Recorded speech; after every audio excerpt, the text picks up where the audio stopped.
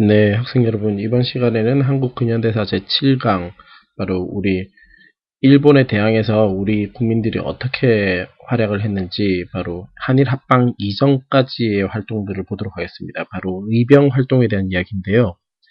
예, 의병 활동 본격적으로 정리하기 이전에 을사조약 맺고 난 뒤에 이제 여러 가지 반발에 대한 내용들을 한번 보도록 하겠습니다. 교과서 페이지 160페이지입니다. 자, 같이 한번 보도록 하겠습니다. 자, 제2차 한일협약 바로 을사조약인데요. 을사조약을 맺게 되니까 이제 전국적으로 이제 반발이 일어났습니다. 나라를 뺏겼다는 이런 이야기 있죠. 그래서 고종의 무관장이었던 민영환, 조병세 등이 이제 바로 자결을 했고요. 그다음 황성신문 주필 장지연이 바로 시일야 방성대곡 유명하죠. 예, 바로 이걸 황성신문에 이렇게 실었습니다. 자, 밑에 아래쪽에 보시면 을사조약에 대한 반발이라고 해서 시의야 방송대곡 내용이 나오고 있습니다. 슬프다 저 개 되지 못한 우리 정부의 대신이라는 점점점 해서 목 놓아 우노라 이렇게 막 슬퍼하고 있습니다. 근데 아이러니하게도 나중에 되면 또 장지현 씨가 또 일본에 협조하게 되는 이런 또 역할을 하게 됩니다. 참 안타깝습니다.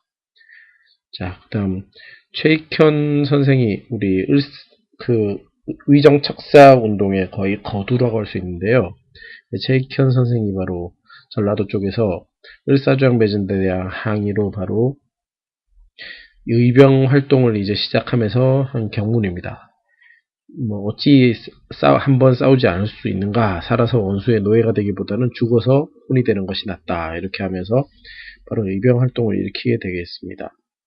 그다음 대종교를 창립한 나철 등이 을사오적 암살단을 조직해가지고 예, 활동을 했으며, 그 다음에 장인환 앞에 나왔지만 저희 앞에서 예, 우리나라 제1차 한일협약 당시에 외교 고문으로 일본에서 임명된 스티븐스라고 있었죠. 미국인. 예, 이 스티븐스가 바로 미국 샌프란시스코 쪽에 이제 고향으로 돌아간다는 소식을 이제 접하고, 전명훈이라는 사람, 여기는 안 나왔지만 전명훈 의사, 장인환 의사가 바로 서로 합의를 한 건 아니지만 서로 모르는 사람이었습니다. 샌프란시스코에서 서로 이 사람을 암살하기로 했는데, 전명훈 의사가 쏜 총은 피했지만 장인환 의사의 총에 맞아서 스티븐스가 죽습니다. 이렇게 사살을 했죠.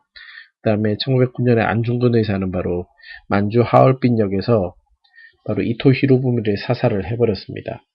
그 다음에 이재명이란 의사는 이제 이완용, 을사오적 중에 한 명이 이완용을 죽이려 하였으나 실패하였다. 이런 내용들 돼 있습니다. 을사오적에 대해서 왼쪽에 설명이 나와 있는데요. 을사조약 체결 과정에서 일본에 협조한 5명의 대신 이완용, 박재순, 이근택, 이지용, 권중현 이 사람들을 이제 을사오적이라고 일컫고 있습니다. 자, 그렇다면 오른쪽으로 넘어가 보도록 하겠습니다. 자, 일병 전쟁의 확산이라고 되어 있습니다. 을사조약이 체결됐다는 소식이 전해지면서 이제 전국에서 의병이 일어났다. 특히 민종식, 최익현, 예, 유명하죠. 이 조직된 의병부대는 1000명이 넘었다. 그래서 여러 의병들, 특히 이때 이제 별표를 칩니다. 바로 평민 출신 의병장 신돌석의 활약이 두드러진 게 바로 이 을사의병이라고 우리가 할 수가 있습니다. 한편 1907년도 고종이 퇴위당하고 바로 한일신협약, 다른 말로 정미칠조약을 맺고요. 바로 고종이 퇴위당하면서 그 정미칠조약에 의거해서 군대 해산이 이루어졌습니다. 이러니까 이 사람들이 고향으로 돌아간 게 아니라 바로 의병부대로 합류를 하게 됐는데, 이 사람들이 실제 직업 군인인 사람들이었죠. 그래서 신식 무기를 다룰 줄 알고, 그리고 제대로 된 군대 훈련을 받았던 사람이기 때문에 이 사람들이 의병에 투입됨으로 인해서 의병부대의 전투력이 향상이 됐습니다. 이때부터 이제 우리가 일컫기를 의병 항쟁이라고 하기보다 좀 더 강화해서 의병 전쟁이라고 이제 부를 정도로 이제 발전하게 됐습니다. 그래서 전국적으로 의병이 일어나고, 의병에 참여하지 못하는 백성들도 의병들에게 여러 가지 지원을 하였습니다. 예, 이게 바로 우리 오른쪽 페이지에 나와 있는 바로 이 지도가 이때 당시 을사의병의 여러 인물들 나오고 있습니다. 이 중에 특히 유익 있게 봐야 되는 내용들이 바로 여기 다음 페이지에서 설명한 13도 연합부대 서울 진공작전이 있겠고요. 그 다음에 유인석이라는 분 있죠. 그 다음에 민종식, 최익현, 그 다음 여기 경상북도 평해 지역에 바로 평민의병장 신돌석 뭐 이런 분, 그 다음에 홍범도 장군은 나중에 또 독립군으로 활약을 하게 되지요. 이런 분들이 이제 활약을 하게 되는데요. 예, 이 사진 유명합니다. 맞죠? 의병전쟁의 확산, 의병할 때 항상 나오는 사진 중에 하나인데요. 각계각층이 다 참여했다는 걸 일단 볼 수가 있고, 뭐 그리고 일반 군인이라기보다는 일반 서민들이 되겠죠. 예, 바로 이런 내용들이 나와 있습니다. 넘어가 보도록 하겠습니다. 자, 이렇게 의병들이 이제 힘이 커졌습니다. 힘이 커졌기 때문에 이제 많은 활동을 하게 되는데요. 바로 의병전쟁이 전국적으로 확산되니까 1907년에 비밀리에 양주에 집결하여 13도 연합부대, 의병들이 이제 힘을 합쳤습니다. 그렇게 해서 실시한 게 서울 진공작전을 추진하게 됩니다. 서울을 오히려 공격을 하자. 이렇게 해서 의병을 국제법상의 교전단체를 인정해달라. 이렇게 호소를 하면서 12월에는 창의군을 이제 결성을 하고 이인영이라고 하는 사람이 총대장이 되었습니다. 이들이 이제 서울을 향해서 진격해 나갔죠, 실제로. 동대문밖 30리라고 한다면, 실제로, 심리가 4km니까 얼마 되지도 않는 거리입니다. 맞죠? 약 12km 정도밖에 안 되는 거리인데, 여기까지 왔는데 이제 후속 부대가 아직 도착하지 못하였다. 지휘 체계가 아직 완전하게 갖춰지지 않았다는 걸 알 수 있고요. 그 다음에 일본군에 의해서 이제 당연히 전쟁에서 지게 되겠죠. 더더군다나 이 총대장 이인영이라고 하는 사람이 부친상을 당해가지고 자기 고향으로 돌아가 버렸습니다. 예, 대장을 잃고 전쟁에 지고 이렇게 되면서 이 창의군은 뿔뿔이 흩어졌습니다. 그 뒤로 이 의병들을 소규모 부대로 나눠서 오늘날 용어로는 바로 게릴라전이라 그러죠. 예, 바로 이런 치고 빠지는 이런 전투를 가장 활발히 했는데요. 이때 참여 세력이 넓어져서 홍범도, 안규흥 등 평민 출신 의병단장들이 점차 유격 전술을 구사하는 정도까지 이르렀습니다. 특히 예, 죄송합니다. 일본군이 호남 지역 의병들이 아주 강했기 때문에 1909년 9월부터 2달에 걸쳐서 남한 대토벌 작전이라고 하여서 의병들을 완전히 초토화시키려는 작전을 전개했습니다. 바로 일본이 우리 한일 합방을 앞두고서 조선을 완전히 먹기 위해서는 이 의병들을 완전히 진압해야겠다고 생각해서 남한 대토벌 작전을 펼쳐서 이때 당시에 숨어있던 의병들을 잡아내기 위해서 바로 그 산촌이나 이쪽 시골 쪽에 일반 양민들까지도 완전히 학살해버리고 민가에 대해서 방어를 저질렀습니다. 이와 같은 잔인한 공세 속에서 국내에서 이제 의병들의 활동이 점점 어려워지게 되겠지요. 그래서 일부는 이제 의병 활동을 이어가기 위해서 만주 간도 지역으로 넘어가고 러시아 연해주 지역으로 넘어갔고 일부는 그냥 농민들로 변모하기도 했습니다. 자, 이렇게 해서 이제 우리 의병 활동들에 대해서 일단 정리를 해봤는데요. 자, 지금까지 이야기한 것들이 바로 우리 국민들이 한일 합방, 바로 일본의 공세에 맞서서 싸운 내용들입니다. 우리 일본에 맞서서 싸우는 형태가 크게 두 가지로 나누는데요. 바로 무장투쟁 운동이 있었고, 두 번째로는 우리 스스로가 힘을 길러서 일본의 공세에 맞서자고 하는 애국개몽 운동이 있는데, 지금까지 이야기한 이 의병투쟁 같은 경우는 바로 무장투쟁론이라고 할 수가 있겠습니다. 그렇다면 지금 우리가 이번 시간에 한 이 내용과 더불어서 앞에서 다루었을 바로 일미의병까지도 같이 총 정리를 한번 해보도록 하겠습니다. 자, 칠판을 보도록 하겠습니다. 제일 먼저 우리 일본에 대항한 의병으로서 바로 1895년에 을미년이죠. 을미사변이 있던 해입니다. 바로 을미사변과 영어가 또 나왔네요. 을미사변과 단발령에 대항해가지고 바로 일어난 의병 단발령에 대항해가지고 일어난 의병, 바로 을미의병이라고 이야기를 하고 있습니다. 바로 을미의병이 있었는데요. 바로 이때 당시에 이끌었던 사람들은 바로 단발령이니까 당연히 양반 유생들이 많겠죠. 이소응, 유인석 같은 사람이 대표적인 사람입니다. 맞죠? 이때 주장한 것들은 바로 단발령 철회, 고종의 해상 공고 조칙으로 인한 단발령 철회에 있었고요. 이때 당시에 이제 고종 황제가 내가 나라를 알아서 잘 관리를 할 테니까 스스로 해산하라. 그래서 일단은 해산을 하게 됩니다. 자, 이게 을미의병이라고 할 수 있겠고요. 그 다음에 1905년에 바로 을사조약 맺은 것으로 인해서 바로 다시 의병 활동이 활발히 일어나게 되는데 이걸 바로 을사의병이라고 우리가 이야기를 하게 됐습니다. 같은 을자니까 우리 맞죠? 딱 10년 차이라고 보시면 되겠죠. 을미의병, 을사의병 1895년, 1905년 잘 정리해 놓고요. 을사의병 주도한 장군들 한번 보시면 뭐 민종식, 최익현 있고요. 특히 신돌석을 이렇게 보라고 했습니다. 신돌석 바로 평민 출신 의병장이 되겠습니다. 이 사람이 많은 활약을 했다는 거 일단은 알 수가 있습니다. 뭐 이때 당연히 을사조약을 바로 무효화하자는 운동이었습니다. 그 다음 1907년에 특히 우리 고종의 강제 퇴위가 있었죠. 네, 강제 퇴위가 있었고 그 다음 군대 해산이 있었습니다. 이에 따라서 이제 이 해상 군인들이 고향으로 돌아가지 않고 바로 의병에 합류를 하게 되는데 이때 의병을 바로 정민연이라고 해서 정미의병이라고 이야기를 하고 있습니다. 정미의병의 특징이라고 한다면 일단은 해산된 군인들이 가담했기 때문에 바로 전투력이 향상되었다는 거, 의병 전쟁으로 바로 확대가 되었다는 이런 특징이 있습니다. 기존까지는 뭐 의병 항쟁이다 이렇게 이야기했겠지만 이제는 실제로 전투를 하는 모습을 볼 수가 있습니다. 그래서 이때 뭐 13도 창의군을 이제 결성을 하고 바로 서울 진공작전을 펼치게 됩니다. 서울 진공작전을 펼치게 됐는데요. 결국은 실패로 돌아가게 됐죠. 예, 실패로 돌아갔다. 그래서 이 눈물 표시가 나네요. 예, 실패로 돌아가게 됐다. 바로 이렇게 보면 되겠고요. 이런 여러 가지 활동이 있었지만 결과적으로 뭐 더 이상 일본의 침입을 막을 수는 없었고 그렇게 해서 1910년도에 우리가 일본의 이제 국권을 피탈당하게 된다. 이런 내용을 볼 수 있겠습니다.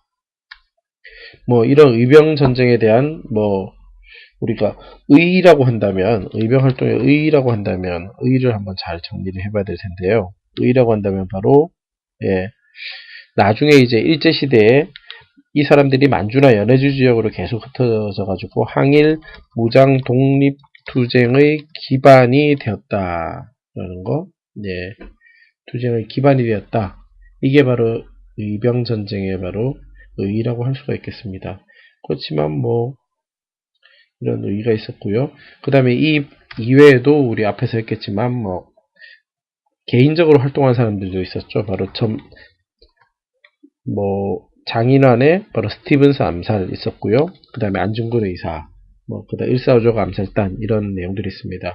이런 의병 활동이라든지 이런 의열 투쟁들이 전체적으로 봤을 때는 바로 무장 투쟁 활동이다 이렇게 우리가 묶어서 설명할 수가 있겠습니다. 자, 교과서로 돌아가도록 하겠습니다.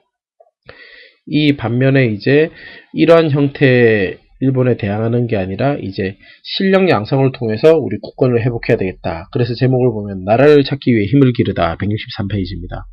바로 애국개몽운동이 되겠습니다. 이 애국개몽운동 같은 경우는 우리 국민들이 힘을 키워서 일본에 대항하자 이런 생각을 가진 사람들인데요. 그래서 힘을 키우기 위해서는 바로 잘 아시겠지만 교육에 힘을 쓰고 그 다음에 상공업에 힘을 써서 돈을 많이 벌고 바로 이런 것들을 지향을 했다고 합니다. 자, 의병개몽운동, 애국개몽운동 보겠습니다. 을사조약 전후하여 무장투쟁보다 점진적인 실력 양성을 통하여 국권을 회복하자는 움직임이 나타났다. 그렇게 해서 실력을 키우기 위해서 학교를 설립해서 인재를 양성한다.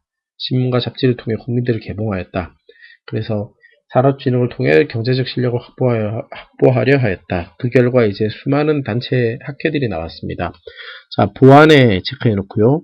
바로 일제 황무지 개척을 통해서 땅을 뺏어가는 것에 이제 반대하는 운동을 전개를 했습니다. 그렇게 해서 이 사람들에 의해 가지고 일본이 결국은 황무지 개척을 통한 약탈 계획을 철회를 하게 됐지만 결국은 이 보안에는 해산이 되게 됩니다. 그다음 1905년에 헌정연구회 입헌군 주제를 지향하는 활동을 했고요.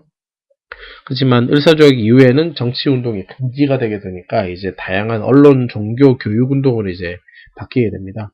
대한장항회 같은 경우는 교육개발, 식산흥업 이야기를 했고요.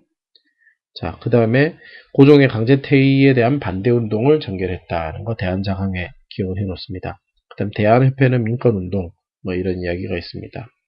대한장항회는 그냥 여기 내용을 보시면 교육이라든지 뭐 산업에 이렇게 크게 방점을 두고 있다. 이렇게 보시면 되겠습니다. 이 아래쪽에 사료탐구 대한장학의 취지문에서는 우리 가장 핵심 키워드라고 한다면 바로 이 교육이라는 단어와 산업이라는 단어를 볼 수가 있겠습니다. 다음 페이지로 넘어가 보도록 하겠습니다. 자, 학회 설립과 교육운동, 여기는 특별하게 꼼꼼하게 볼 내용은 없고요. 네, 여러 학회를 설립해서 교육 활동에 힘썼다 되어 있습니다. 신교육운동을 추진하였다. 주로 이제 많이 활발했던 것이 바로 평안북도, 평안남도, 황해도, 이쪽 지역, 북쪽 지역이겠죠. 아무래도 이쪽이 예로부터 신식 학문을 받아들이는데 좀 더 활발했었고요. 그리고 만주 쪽이 좀 더 가깝기 때문에 그만큼 이런 여러 가지 운동에 활발히 이루어졌다 이렇게 보면 되겠습니다. 그래서 이때 사립학교들이 많이 세워졌고요. 오늘날도 계속 서울에 존재하고 있는 이 학교들이 이때 세워진 학교들이 꽤 많습니다. 여기 내용을 보시면 알겠지만 오산학교를 만든 이승훈 선생이 바로 백성이 깨어나야 나라가 산다는 이름으로 바로 오산학교를 만들었고요. 이 오산학교가 현재 이촌동에 있는 바로 오산고등학교의 전신이라고 보시면 되겠습니다. 자, 오른쪽으로 가보도록 하겠습니다. 자, 오른쪽 페이지에 갔습니다. 자, 그렇지만 보면, 이제 우리 일제 한일 합방 이전 가장 최대의 독립운동 단체라고 할 수 있는 바로 신민회가 등장하라고 했습니다. 자, 신민회에 대해서는 여러분이 꼼꼼하게 잘 봐야 됩니다. 반드시. 학교 시험은 물론이고요. 대학 시험도 물론이고 각종 시험에 단골로 나오는 파트입니다. 그래서 꼼꼼하게 잘 한번 체크를 해보도록 하겠습니다. 신민회 활동에 대해서 우리가 한번 보도록 하겠습니다. 자, 을사조약 체결 이후 통감부 탄압으로 합법적 운동의 한계를 느끼 안창호, 양기탁, 자, 중심인물 체크합니다. 안창호, 양기탁 등이 신민회를 창립하였습니다. 1907년 목표 줄여붙입니다. 국권의 회복과 공화정의 바탕을 둔 근대국가를 지향하였다. 이들은 민족의식과 독립사상을 고취하였다. 교육기관을 초반에는 설치합니다. 그래서 이 신민회에 대한 내용은 초반에는 바로 이 애국개몽운동적인 성격을 띠기 때문에 교육기관 설립이라든지 이런 활동이 많아지다가 나중에 이제 해체되는 시점 그 뒤쪽으로 갈수록 이제 바로 무장투쟁운동으로 이렇게 변모하게 되는 이런 독특한 모습을 보이고 있습니다. 자, 평양과 정주에 대성학교와 오산학교를 설립하였다. 바로 대성학교는 우리 이 을사조약 이 신민회 만든 주동한 세력이 바로 안창호 선생이 만들었고요. 오산학교는 금방 봤던 이승훈 선생이 만들었습니다. 둘 다 결국은 북쪽에 있다가 바로 남한으로 내려와서 지금 현재 서울에 존재하고 있죠. 서울의 은평구 쪽에 있는 대성고등학교가 바로 이 대성학교의 후신이다. 이렇게 보면 되겠습니다. 자, 계몽서적 출판을 위한 태극서관 운영. 자, 줄 체크를 치시고요. 그 다음에 상공업체를 직접 운영하였다. 그 다음 특히 신민회는 기관지 대한매일신보를 통해서 일제 침략의 애용을 신랄하게 비판하였다. 대한매일신보 동그라미 한번 쳐봅니다. 이를 통해서 민족의식과 국가의식을 고취하고 입헌정치 필요성을 제기하였다. 자, 그런데 이제 신민의 노선이 이제 변모되게 되는 게 바로 이제 1909년 우리가 한일 합방이 슬슬 그래도 이제 의병 활동들이 다 박살이 난 뒤에 바로 점점 힘들어짐에 따라서 이제 시각이 바뀌게 됩니다. 바로 대한매일신보의 1909년부터 실력 양성이 독립운동의 전제 조건이 아니라 독립이 실력 양성의 전제 조건이라는 점을 강조하기 시작했다. 쉽게 말해서 실력 양성을 통해서 독립을 실력 양성을 통해서 독립을 이제 일컫기에는 이제 시간이 늦다. 일단은 실력 양성만 가지고 우리가 뭘 할 수 없다. 특히 주권이 없는 상태에서 실력 양성이 어렵다. 이미 주권을 뺏기고 나면 이제 소용이 없다. 그렇기 때문에 1910년에 국권을 상실할 위기에 처하자 결국은 실력 양성이 불가능하다고 생각을 하게 되면서 바로 만주나 연해주로 빠져나가게 됩니다. 특히 만주로 나가서 무장투쟁 노선을 채택해서 독립군 기지를 건설하는 이런 큰 역할을 하게 되는 게 바로 이 신민회가 되겠습니다. 1909년 이후 되면 이제 나라가 이런 애국개몽운동을 열심히 펼치기는 했지만 결과적으로 힘들게 됨에 따라서 이제 해외로 나가서 무장투쟁 노선을 전개하게 되었고요. 따라서 뒤에 이제 만주의 독립군 기지 건설에 큰 역할을 하게 되는 게 바로 이 신민회가 되겠습니다. 자, 신민회 결성의 지지문이라고 해서 도산 안창호 선생의 글이 있는데요. 그냥 참고로 하면 되겠습니다. 넘어가도록 하겠습니다. 자, 이렇게 신민회에 대해서 꼼꼼하게 한번 잘 봐둘 필요가 있습니다. 자, 그 다음은 이제 열강의 경제 침탈이 심화되다 해서 열강의 경제적인 침탈에 대한 내용이 나오고 있습니다. 자, 경제적으로, 정치적으로는 금방 우리가 이야기를 했고요. 경제적으로는 과연 어떤 식으로 이제 침탈해 나갔느냐 이야기가 나오고 있습니다. 청일전쟁 이후 청상인들의 세력이 약화되고 일본이 이제 본격적으로 들어오기 시작하고요. 그리고 일본이 이제 자기들이 대량으로 만든 값싼 물건들을 조선에 팔아먹고 조선의 곡물을 이제 많이 뺏어갔습니다. 이에 대항해서 우리가 방공령이라고 이제 배웠지요. 바로 쌀 유출을 금지하려는 운동을 하기도 했지만 결국은 실패로 돌아가고 더더군다나 뭐 이렇게 여러 가지 이권들을 많이 빼앗겼습니다. 특히 아간파천 계기로 러시아 세력들에게도 여러 가지 이권을 빼앗겼죠. 뭐 철도 부설권, 뭐 전화, 교통, 통신 부설권 이런 걸 다 빼앗겼습니다.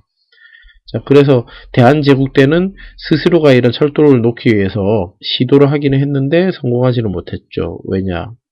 바로 재정이 부족했다는 겁니다.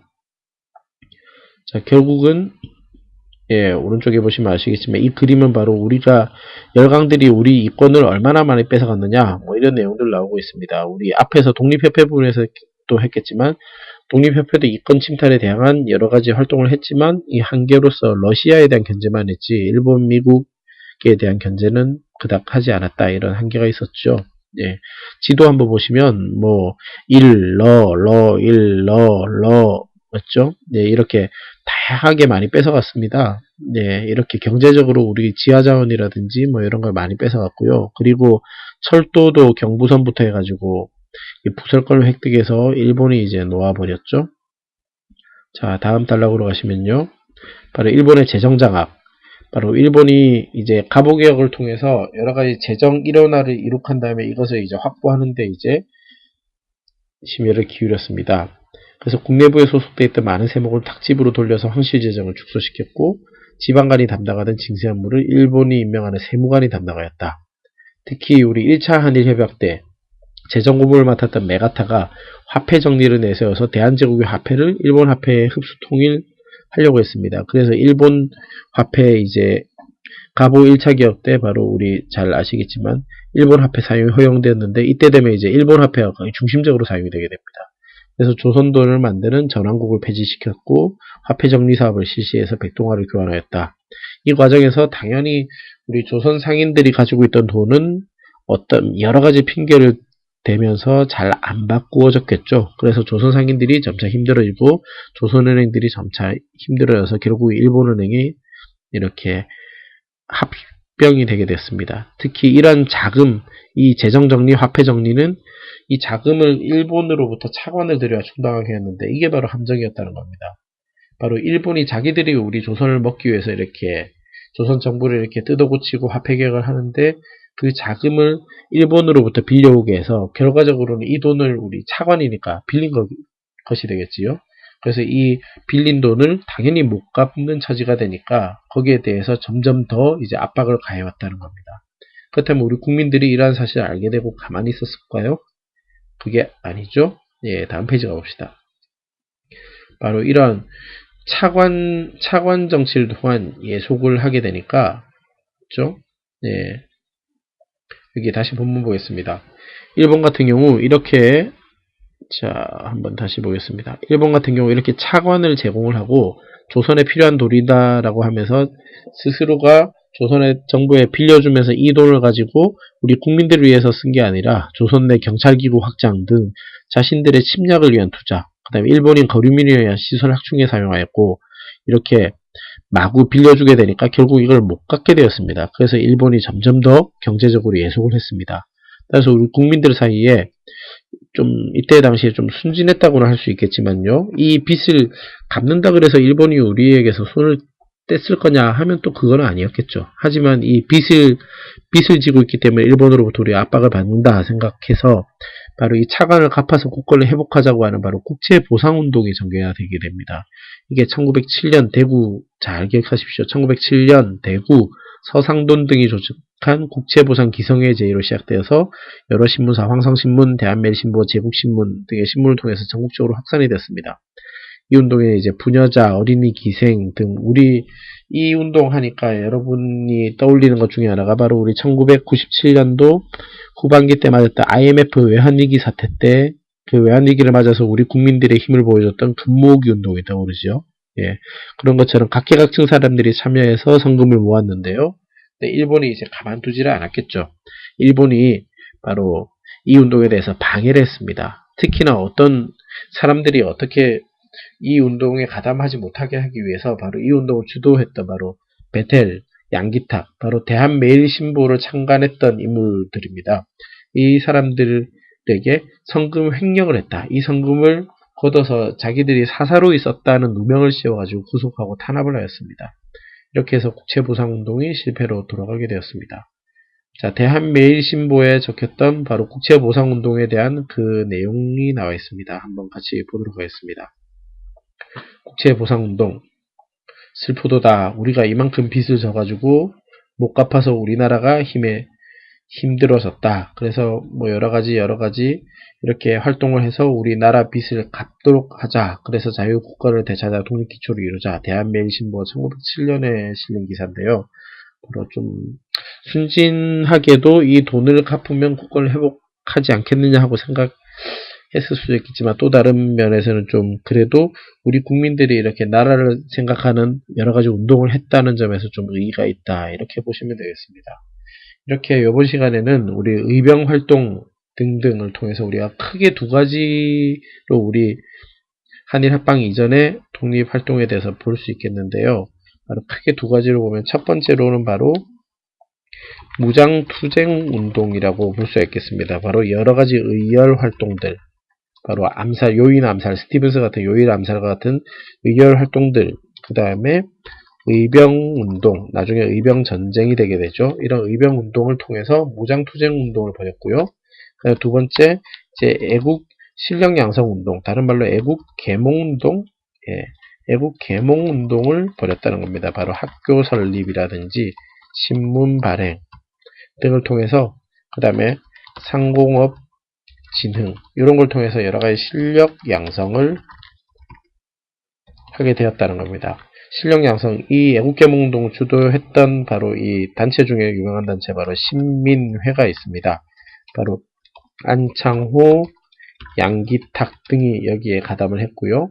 그래서 여러가지 학교들을 많이 만들었죠. 바로 대성학교, 오산학교 등 학교들을 많이 만들고 바로 신문도 발간하고 뭐 여러가지 활동을 했지만 결국은 1909년경 되면 이제 우리나라가 점점 더 이제 의병활동도 다 탄압을 했고요. 이렇게 되면서 이제 노선 변화를 겪게 되는데요. 바로 무장투쟁 운동 쪽으로 이제 노선 변화를 하게 되고요. 그 결과로 이때 이제 국내에서는 더 이상 활동을 하기 힘들게 되니까 무장투쟁을 위해서 만주와 연해주로 이제 나가게 됩니다.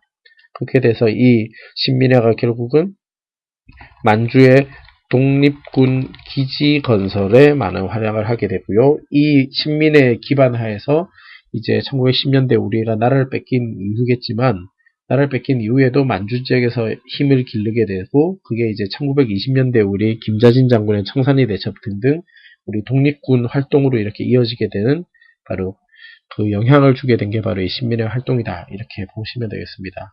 크게 두 가지 무장투쟁운동과 애국계몽운동 크게 두 가지 내용 잘 기억을 하시고요. 그 다음에 신민회 활동 잘 봐두시고 그 다음에 경제적인 구국운동으로서 국채보상운동에 대해서도 한 번쯤은 봐두시면 되겠습니다. 오늘은 여기까지 하도록 하겠습니다. 감사합니다.